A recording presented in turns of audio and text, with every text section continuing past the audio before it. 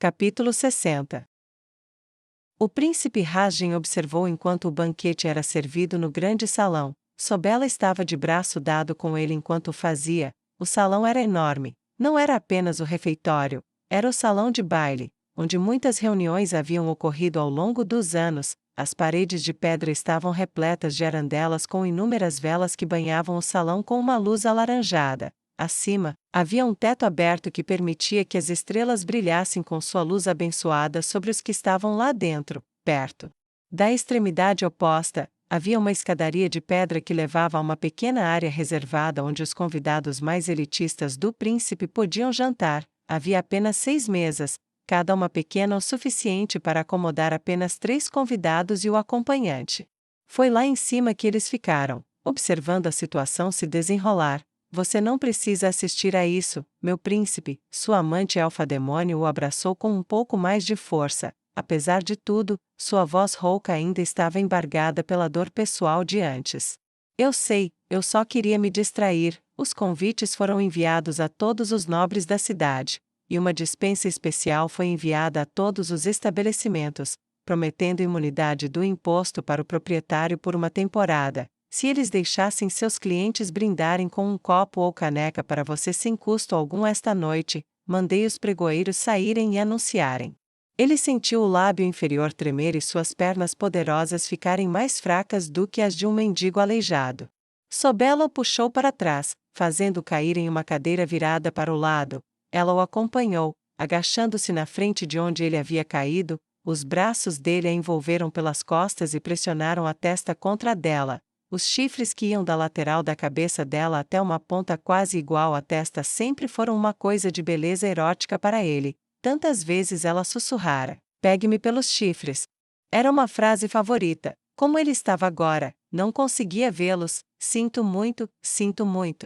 Sussurrou ele com uma voz não menos áspera que a dela. As mãos dele tremiam ao se estenderem por suas costas e se aproximarem dela. Ela as agarrou com seus próprios dedos delicados e trêmulos. Não, meu príncipe, acredito que se você pudesse fazer qualquer coisa, você faria, mas não pode desperdiçar a vida do seu povo desse jeito.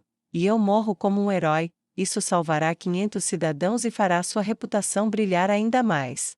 Você será o príncipe que abriu mão de sua amada para salvar seu povo, eles cantarão canções sobre o seu amor por esta cidade por 1000 anos. Ela engoliu em seco e beijou uma lágrima salgada em sua bochecha. Eu nunca estive destinada a um final feliz, mas pelo menos este é um final nobre. Eu era uma escrava sem valor antes de vir até você, sem futuro, sem esperança. Apenas um prêmio caro. Mas você viu mais, muito mais em mim, e estes últimos anos foram os melhores da minha vida.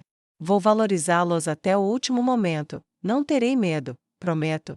Carregarei o orgulho pazeniano, o seu orgulho, a cada passo. As mãos dele se cravaram nas costas dela, de modo que cada uma das cabeças se enganchou sobre o ombro da outra. Eles o seguraram firme o suficiente para que fosse como se ele estivesse tentando se tornar um com ela, para que ela não fosse sozinha para o coração das trevas.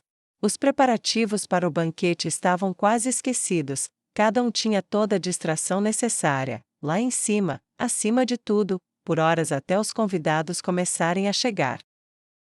Priscelis abaixou a cabeça em completa derrota, ainda soluçando a cada pergunta que respondia, mas respondia a todas. Sua mão doía, seu pulso doía, seus dedos doíam, seu maxilar doía, seus braços doíam. A dor latejante e surda dos ossos quebrados parecia pulsar no mesmo ritmo do eco do gotejamento da gota que caía em uma poça fora de vista. Pelo menos não consigo mais sentir o cheiro dessa coisa horrível no meu rosto. Ela conseguiu dizer o pensamento antes de assentir em resposta a uma pergunta. Sim, mestre, ela contratou Kaiji como conselheira, alguém adequado para ajudar a governar uma cidade. Priscelis falou com tristeza, mas em sua mente havia uma prece constante. Estrelas, me matem, apenas me matem, façam isso parar. Ela sentiu a mão do orc agarrar seus cabelos com força e soltou um pequeno grito quando ele parou, forçando-a a olhar para a frente. Na mão do homem desconhecido estava uma das moedas de platina que ela vira sua senhora usar. A pergunta lhe atingiu o ouvido e ela respondeu com sinceridade: sim, ela tem centenas delas, pelo menos, talvez milhares. Ela sentiu a mão que segurava seus cabelos se soltar, e sua cabeça pendeu novamente. Me mate, só me mate, estou cansada disso. Quantas horas tinham se passado? Ela havia perdido a conta. Como? Ela é apoiada por uma potência estrangeira? A pergunta foi dura e Priscillis abaixou a cabeça sem responder. O tapa do orc jogou a cabeça dela para o lado. Devo pedir para ele fazer isso com a sua Kaiji? Lembre-se, com a sua senhora ausente, não há ninguém para protegê-la. Ela vai se aventurar, talvez para te procurar, e quando fizer. O dedo dele estalou, e Priscillis lançou a cabeça dela para cima. Ela ainda via estrelas quando ele a golpeava. Não! Você prometeu! Você prometeu! Ela gritou e chutou as pernas desesperadamente. Tudo que você não responder, ela responderá, o gentil monstro disse com a voz reconfortante de um padre. Priscillis sentiu a bochecha arder e balançou a cabeça em negação. Não, acho que não, ela fala sobre ser só ela, apenas sua serva, as histórias que ela conta, eu só posso imaginar essa parte. Mestre, tudo bem? Seu lábio tremeu, mas ela conseguiu olhar para seu captor. Vá em frente, disse Tain, cruzando os braços, memorizando cada palavra que ela dizia, teimosa, bem, pelo menos é fácil arrancar respostas dela ameaçando a outra metade. Ele revirou os olhos enquanto Priscillis respondia.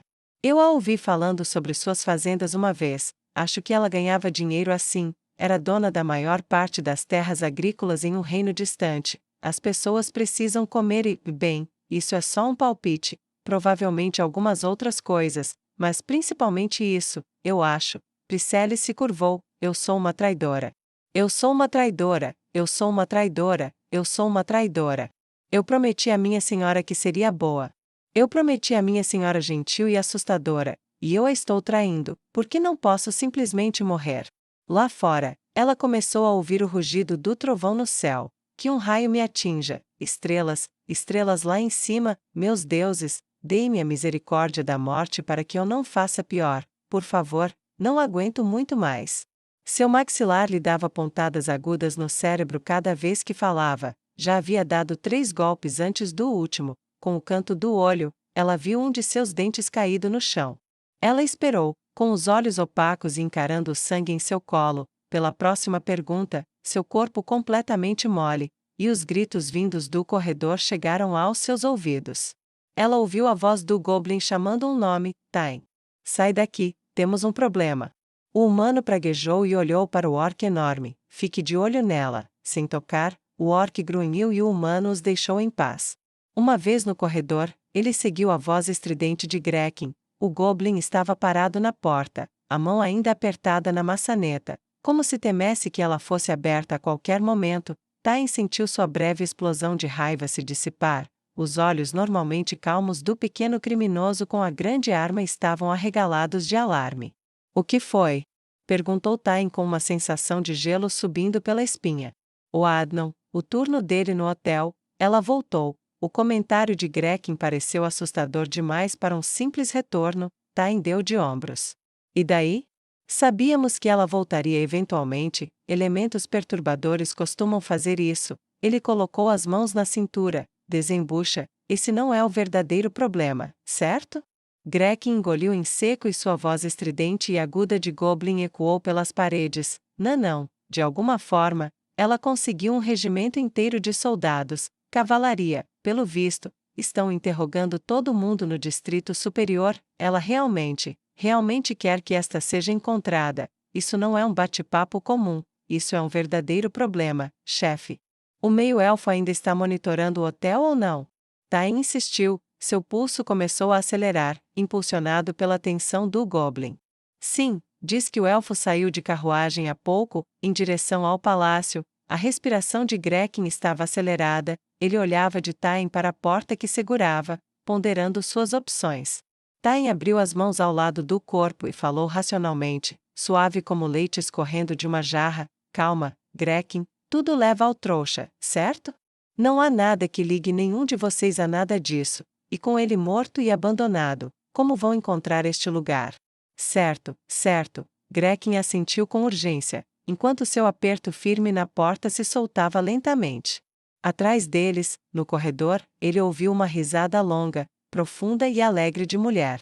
Dentro da sala úmida, Priscelis gritava com uma felicidade desenfreada, em voz alta e estridente: Eu te disse. Eu te disse que não fui esquecida. Não fui. Minha senhora está vindo atrás de mim. Ela vai te caçar. Ela vai te encontrar. Ela vai me matar por traição quando descobrir o que eu fiz. Mas eu terei sorte. O que ela fará com você por roubar a propriedade dela, por danificar a propriedade dela? Vocês todos vão implorar pela morte. Todos vocês. A única misericórdia que peço é que eu possa vê-los implorar para morrer, antes que ela mate sua escrava traidora. Ela vai te matar, e a mim, mas minha Kaiji estará segura. Segura para sempre e você nunca a pegará. Nunca. Nunca. A risada alegre, que parecia estar quase enlouquecendo, foi interrompida pelo som de um forte golpe, e só o silêncio se seguiu. Ótimo. Eu tinha mais perguntas para ela.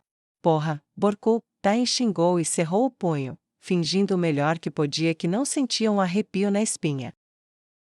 Nu esfregou o queixo enquanto caminhava sob a chuva em direção ao local onde sua carruagem a aguardava. O fantasma da dor ainda estava lá, mesmo depois da poção de cura que haviam dividido. Aquele punho direito dele é realmente uma beleza. Ela tinha uma expressão satisfeita no rosto após os breves 2 minutos de violência. Um leve sorriso e um brilho cálido e confortável em sua pele, apesar da água que a atingia do céu. Sentir um golpe violento era, de certa forma, catártico. Havia integridade em sua raiva, frustração e amargura, e em extravasá-las, e, para ser sincera, era ainda mais dar um golpe e expressar seus próprios sentimentos do mesmo tipo. Foi por essa razão que ela lançou um olhar desviado para as costas dele enquanto ele entrava na carruagem atrás de Solution. Ela viu a mão dele se erguer e pensou: esfregar o queixo, acho que ele ainda sente a dor também, acho que ele não vai falar assim na frente de Solution de novo. Pelo menos, era um pensamento agradável para a assassina élfica. Ela jogou para trás o capuz da capa assim que entrou na carruagem, mexendo as orelhas para se livrar das poucas gotas que a haviam atingido. Assim que o fez, estendeu a mão e as tocou. Imediatamente sentiu o prazer invadindo seu âmago feminino e retirou a mão. Raymond, sua misericórdia me devolveu esse prazer, aconteça o que acontecer, não me esquecerei disso. Até mesmo mexê-las novamente era um lembrete da mutilação passada. A lembrança tornou fria sua expressão brevemente reflexiva. Lembrando-a de para onde estava indo. A viagem de carruagem pareceu rápida. Na verdade, ela tinha quase certeza de que simplesmente se perderá em seus próprios pensamentos durante a maior parte do trajeto. Do lado de fora da janela, um regimento de soldados parava cidadãos à torto e à direito, fazendo perguntas. Acho que terei que explicar isso ao príncipe, talvez fazer-lhe algum tipo de favor, além da minha intenção. Ela apoiou o queixo na palma da mão direita, com o braço erguido sobre o batente liso da janela ao lado da porta da carruagem. A madeira escura e lisa da carruagem estava polida até brilhar, a almofada sob ela era preenchida com penas finas de pássaros em vez de palha bruta. Não havia nenhum indício de vazamento no teto da carruagem, e a rica cor marrom da longa almofada do assento era digna de um rei. Havia até uma longa almofada presa às suas costas, pelo que pareciam pregos de ouro. Ferro ou aço teriam sido melhores, disse a escrava prática de antigamente em sua mente, mas não exibiria decadência e riqueza. Respondeu a nobre mulher prática dentro dela, pessoas chamativas. Nua murmurou e olhou para si mesma, avaliando suas roupas. Bem, eu mal estou vestida para um baile ou banquete, mas dadas as circunstâncias e o aviso tardio. Ela se disfarçou quando passaram pelo portão aberto. Ela ouviu um gemido fraco atrás de si e esperou enquanto a carruagem dava a volta para a frente. O lacaio saltou da frente e foi até a porta. Ele estava perfeitamente rígido em suas roupas verde claras e vermelhas, parecendo aos olhos de Nu um tanto extravagante, mas com uma boa pose, o olhar fixo à frente e os pés juntos. O braço esquerdo ao lado do corpo e o direito segurando a porta aberta. Nua colocou o pé no pequeno degrau e sentiu a carruagem balançar levemente com o peso. Ouviu-se um leve rangido nas molas, e o lacaio corou: mandarei lubrificar as molas quando voltar, senhora. Nua ergueu o queixo levemente e olhou para o jovem esguio. Cuide disso, ela respondeu, faça isso e volte para me buscar esta noite, para que eu saiba que você cumpriu sua palavra. Sim, minha senhora. Ele disse com a voz estridente de um jovem prestes a se tornar adulto. A imperfeição assombrou a mente do jovem durante todo o caminho de volta ao hotel, mas, enquanto Noa subia os degraus de pedra do palácio do príncipe, ela já a havia afastado da mente. Suponho que serei a primeira a chegar, murmurou. O longo tapete vermelho ladeava o centro do salão como a língua de um monstro, e o tom carmesim brilhante refletia a luz fraca das velas que já haviam sido acesas em antecipação ao pôr do sol que ela via descendo pelas janelas por onde passava. À sua frente, um rapazinho de roupa azul vivo, com um par de triângulos amarelos bem definidos partindo dos ombros e terminando na base da cintura, aguardava. Ele curvou-se profundamente quando ela estava a 10 passos de distância e manteve a reverência até que ela estivesse a 3. Seu corpo estava rígido. Durante todo o tempo em que ela se aproximou, seus ouvidos aguçados de elfo captaram seu sussurro fraco: 1, 2, 3, 4. Certo, agora endireite-se. Isso quase a fez rir. Minha senhora, permita-me acompanhá-la até o salão de baile. Ele tinha uma voz aguda em falsete e um tênue começo de barba dourada no rosto. Mostre o caminho, jovem senhor, disse ela com uma expressão educadamente neutra, sem sorrir nem franzir a testa. Ela estendeu a mão direita enluvada de preto, e ele a segurou com um leve tremor e um momento de hesitação. Quando a pegou, foi um pouco rápido demais. No entanto, ele manteve o ritmo no mesmo ritmo que ela e a guiou pelo corredor. Sou a primeira a chegar? Perguntou Noa, olhando para o garoto com o canto do olho. Minha senhora, sim, você é. Ele hesitou em suas palavras, e Noa conteve uma carranca de desgosto e manteve a calma. À sua frente, erguia-se uma grande porta dupla, 3 vezes maior que sua altura, tingida de um roxo avermelhado e polida até brilhar. Ela refletia as muitas velas atrás dela, o rosto jovem e um tanto espinhento do jovem atendente e o rosto severo da própria Noa. Uma grande maçaneta vertical de bronze subia por cada metade. Ela se olhou uma última vez, vestida de preto profundo e verde floresta, com suas botas de cano alto e uma faca na bainha. Ela era menos uma dama da realeza e mais uma comandante de folga. Eu vou anunciá-la. O jovem gaguejou. Noa tirou a mão dele e conseguiu dar uma risada gentil, colocando-a em seu ombro. Está tudo bem, jovem senhor, se ninguém chegou ainda. Não há ninguém para me anunciar. Além disso, eu não conheço quase ninguém realmente bem ainda. Noa inclinou a cabeça para trás, na direção em que tinham vindo. Vai esperar o próximo, eu mesma abro a porta. O rapaz pareceu brevemente perturbado, com o rosto vermelho, que se destacava em seu rosto pálido. Pelo menos deixe-me abrir a porta, minha senhora. Aivenor, Duquesa Noa Calen Aivenor, ela percebeu um leve sorriso se formando, apesar de tudo, para o jovem desesperado e desajeitado ao lhe dizer seu nome. Como você ia me anunciar, sem saber quem eu sou? O rubor aumentou, e Noa segurou seu ombro. Contrariando sua habitual antipatia intuitiva por humanos, ela simpatizou com sua ânsia excessiva em impressionar e sua luta para se sair bem. Ele olhou para o chão e ela apertou seu ombro de leve. Está tudo bem, você vai ficar bem, garoto. Só pratique bastante e, antes que perceba, você será um especialista. Ele assentiu, ergueu a cabeça e se endireitou em sua postura máscula e desengonçada. Depois pegou a maçaneta da porta e puxou com força. Ele se esforçou, cerrou os dentes e fechou os olhos com força. O rubor de constrangimento se transformou em tensão, e Noa esperou alguns segundos antes de dizer gentilmente: acho que é uma porta de empurrar. O jovem ficou boquiaberto, depois se fechou, os lábios se curvaram para dentro enquanto ele respirava timidamente. Por favor, não conte a ninguém sobre isso, Duquesa Aivenor? Ele quase implorou. E Noa conseguiu dar uma risada educada.